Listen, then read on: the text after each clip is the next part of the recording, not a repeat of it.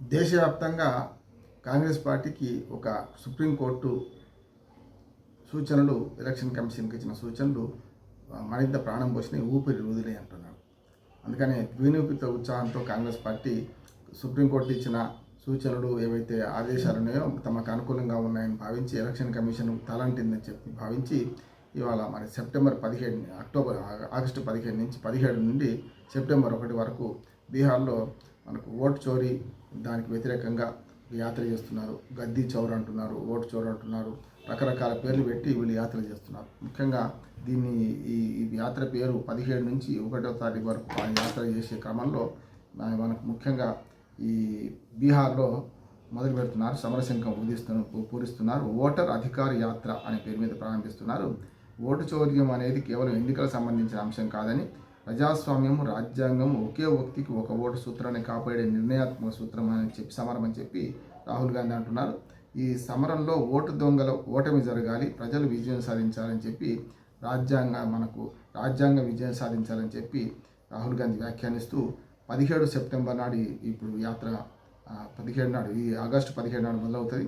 Voter అధికార యాత్ర అనేది పాట్నాలోని 1 సెప్టెంబర్ నాడు గాంధీ మైదానంలో ఈ యాత్ర ముగుస్తుంది. లోక్తంత్ర బచావో మషాల్ మార్చ్ ఆగస్టు 22 నుంచి సెప్టెంబర్ 7 వరకు ఓట్ చోర్, గద్దీ చోర్ అనే సభలు నిర్వహిస్తామని రాహుల్ గాంధీ తెలుపుతున్నారు. సెప్టెంబర్ 15 నుంచి అక్టోబర్ 15 వరకు డేట్లు పెట్టేశారు. ప్రజల నుంచి సంతకాల సేకరణ కార్యక్రమాలను నిర్వహిస్తున్నారు. గత వారం రాహుల్ గాంధీ బెంగళూరులోని మహాదేవపుర అసెంబ్లీ సెగ్మెంట్లో 2024 లోక్సభ ఎన్నికల సమయంలో 1,00,000కు పైగా ఓట్లు తారుమారయ్యాయంటూ ఆరోపణలు చేసిన విషయం తెలిసిందే. ఇదే అంశంపై విపక్షాలు పార్లమెంటులో అట్టుడుకునించాయి. మరోవైపు ఈ అంశంపై రాబర్ట్ వాద్రా అంటే ప్రియాంక గాంధీ భర్త స్పందించారు.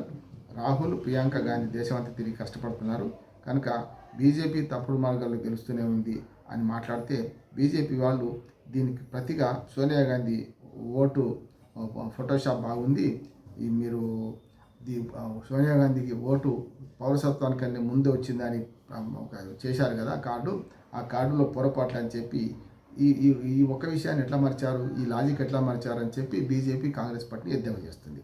అందులో వాళ్ళు చూపించిన సంగతి ఏంటంటే, పౌరసత్వం పొందకముందే సోనియా గాంధీకి భారతదేశ ఓటు కార్డు ఉందని బీజేపీ చేసిన ఆరోపణలు కాంగ్రెస్ పార్టీ తిప్పికొట్టింది. పౌరసత్వానికి ముందు సోనియా గాంధీకి ఇచ్చిన కార్డు ఇదే అని అంటూ ఆ పార్టీ ఒక ఓటర్ కార్డు విడుదల చేసింది.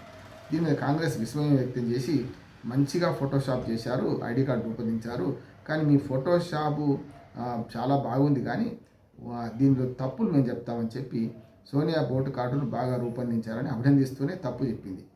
69వ రాజ్యాంగ సవరణ చట్టం 1991 ప్రకారం 92 జనవరి 2న national capital territory of Delhi ఏర్పడింది. అప్పటి నుంచే ముఖ్యమంత్రి ఉంటున్నాడు. అంతకుముందు ఢిల్లీకి ముఖ్యమంత్రుడు, అసెంబ్లీ ఉండకపోయేది. అంతకుముందు ఢిల్లీ కేంద్రపాలిత ప్రాంతంగా, అంటే ముఖ్యమంత్రి లేని, అసెంబ్లీ లేని కేంద్రపాలిత ప్రాంతంగా ఉండేది.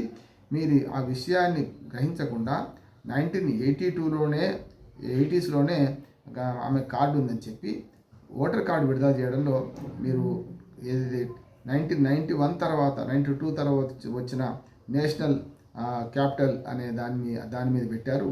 అంటే అర్థం ఏంటంటే, మీరు కొత్తగా ఏర్పాటైన వ్యవస్థను ముందుంచి పాత కార్డు రూపొందించారు.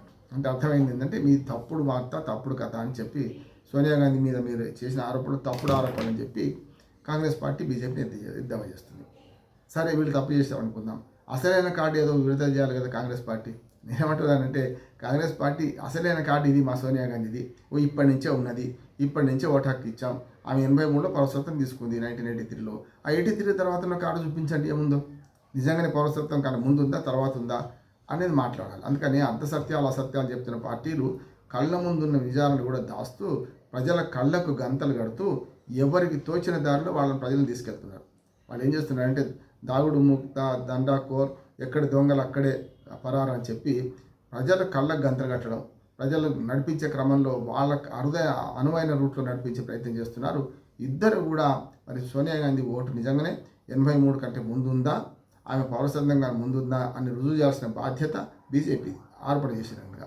ఒకవేళ ఆ బాధ్యత వాళ్ళ లేదనుకుంటే, వాళ్ళు బట్టగాల్చి మీదేశారనుకుంటే వీళ్ళు చేయాల్సిన పని ఏంది, వెంటనే మరి ఇది కరెక్ట్ కాదు, మాకు సోనియా గాంధీకి ఆఫ్టర్ మన పౌరసత్వం తీసుకున్న తర్వాతనే వచ్చింది కార్డు అని చెప్పి రుజువు చేయండి. అంతకుముందు లేదని రుజువు చేయండి.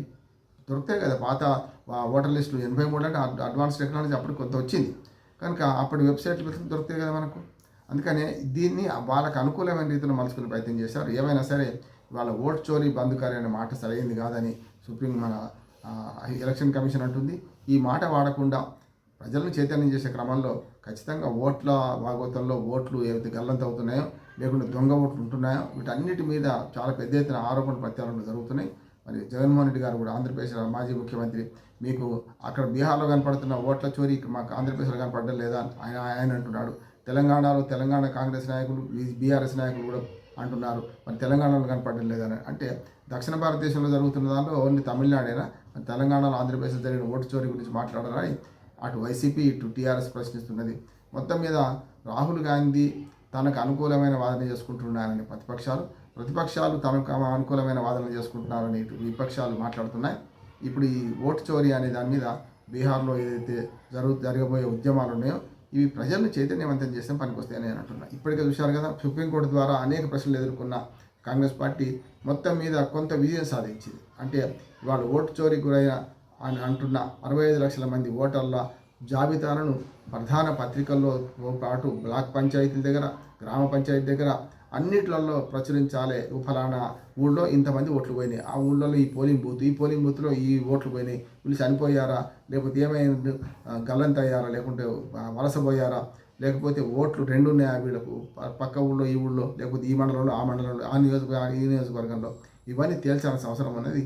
కానీ మొత్తం మీద కందిరీకి తుట్టని కదిపారు రాహుల్ గాంధీ. ఇది మంచి అభినందనీయం. మొత్తం దేశవ్యాప్తంగా ఎన్నికల సంస్కరణలు ఓటు సంస్కరణలు ముఖ్యంగా ఓటర్ లిస్టు సంస్కరణలు జరగాల్సిన అవసరం ఉన్నదని నొక్కి వక్కాణించవచ్చు. వచ్చే 22వ తారీఖు సుప్రీంకోర్టులో ఈ పిటిషన్ వాయిదా పడ్డది. అప్పటికల్లా ఇంకా కొన్ని విషయాలు మనకు ద్యోతకమవుతాయి, కొన్ని విషయాలు తెలుస్తాయి. ఈలోపు ఎవరి ఉద్యమాలు వాళ్ళు చేసుకుంటున్నారు, ఎవరి సమర్థన వాళ్ళు చేసుకుంటున్నారు. ఎలక్షన్ కమిషన్ సమర్థించాల్సిన బాధ్యత బీజేపీది కాదు, కేంద్ర ప్రభుత్వానికి. అట్లా ఎలక్షన్ కమిషన్ కూడా తనను సమర్థించుకోవడానికి కాంగ్రెస్ పార్టీని ఎట్లా పడితే అట్లా తిట్టే అవకాశం కూడా లేదు. కనుక మొత్తం మీద రూల్స్ అతిక్రమించకుండా ఇటు పార్టీలు అటు ఎలక్షన్ కమిషన్ తన విశ్వసనీయతను పెంచుకోవాల్సిన అవసరం ఎంతైనా ఉంది.